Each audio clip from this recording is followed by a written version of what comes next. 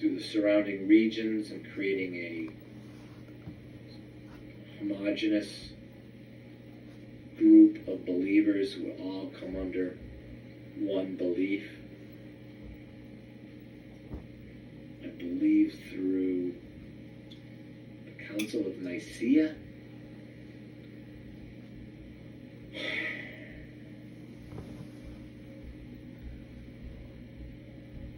It blows my mind that God didn't intervene in some cases and just, because it seems like after Jesus is passing, all these theories and ideas and doctrines were created, and it was like, this is the way, no, this is the way, no, this is the way, no, this is what Jesus said. And then 2,000 years later, we're like at the very end of this game of telephone. We're scratching our heads and thinking, yeah, that sounds like Jesus. Yeah, I think that's Jesus. That? No, that's not Jesus. And just in that unscientific method, you have people making life-changing decisions by saying, well, since we know it's morally superior to adopt the politically correct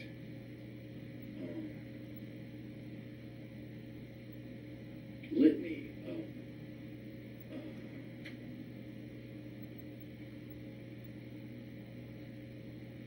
tenets, then clearly Jesus was not in favor of whatever it might be. When in fact, the most politically incorrect thing is, in my opinion, looking back at it, collecting data, and trying to be a historical scholar, is more likely to be the work of Jesus. That's right, baby. I mean, just look at, it's just bold stuff, like, Jesus came to fulfill the law. Excuse me. Then what was he doing eating bread that had been sacrificed to be used by priests in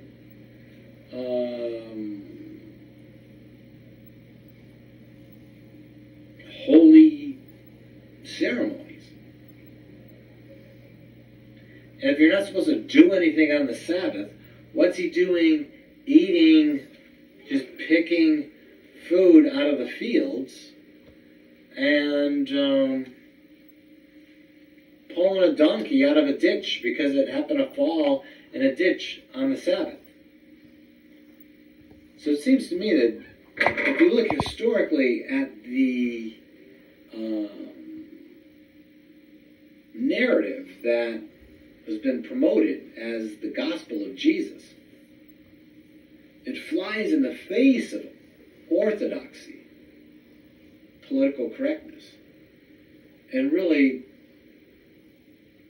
challenges, in my opinion, not only society as a whole, but individuals to a manner and level of obedience to God that is in direct contrast to what's accepted as ordained of God. That's right, baby. So in a really kind of crazy way, Jesus came to fulfill the law by negating the law.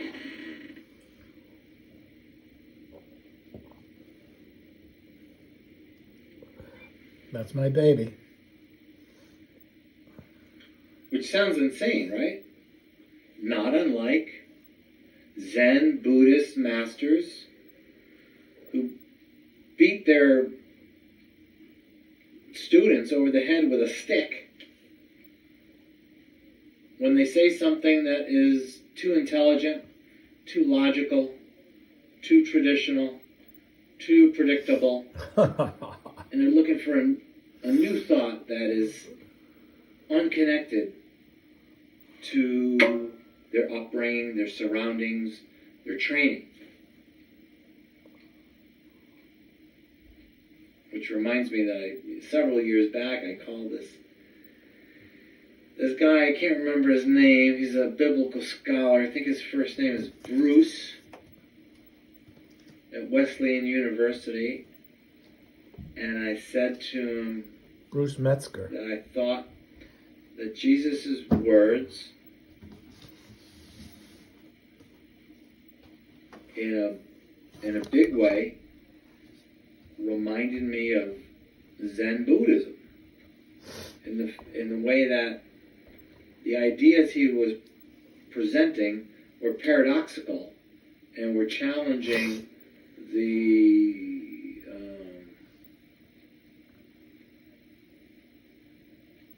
accepted thinking, acting of the time. You think about it. When you're reading the Gospels, I can't quote them right now, and I'm sorry I don't have a Bible with me right now, because my favorite Bible I can't find. Isn't that horrible? I think I left it at a diner or something. Oh, no. Oh, man. It's making me very upset.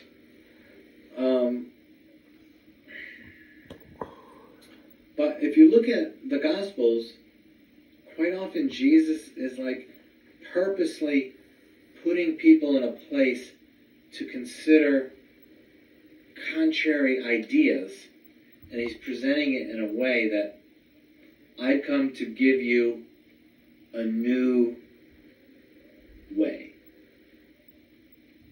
Not only am I fulfilling the law of Moses, but I'm doing it in such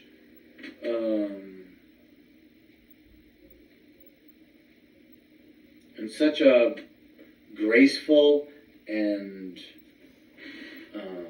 dominant, and I can't think of the right word, in such a strong way that I'm actually giving you something totally new.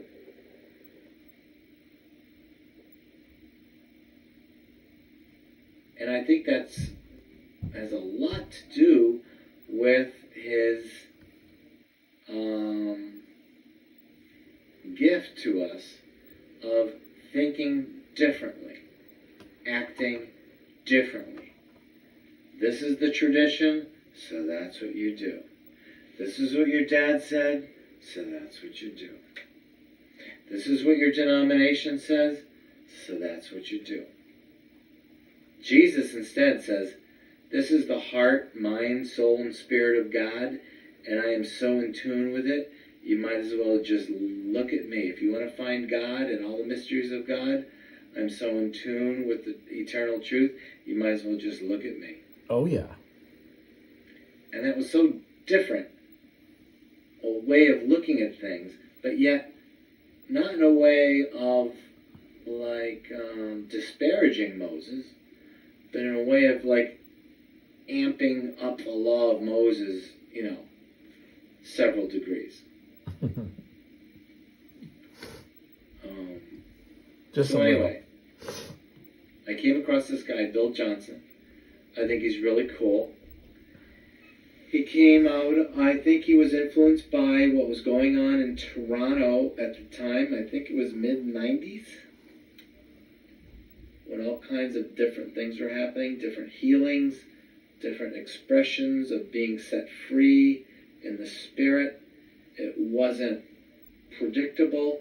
It didn't make a heck of a lot of sense. But if you looked at it long enough and hard enough, you'd see the people were happy. They were being set free. They were following a new way of living. They were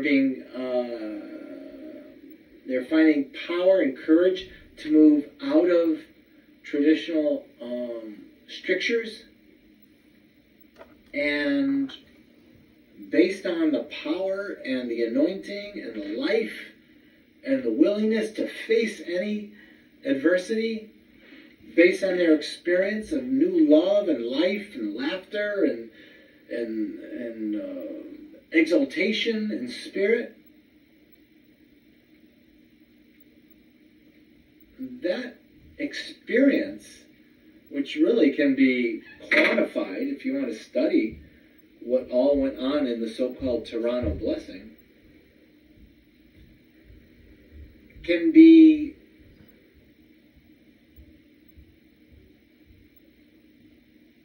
attributed to the words of Jesus, which have often been found to be paradoxical, mysterious, confounding, in a stronger way than any kind of tradition that preceded.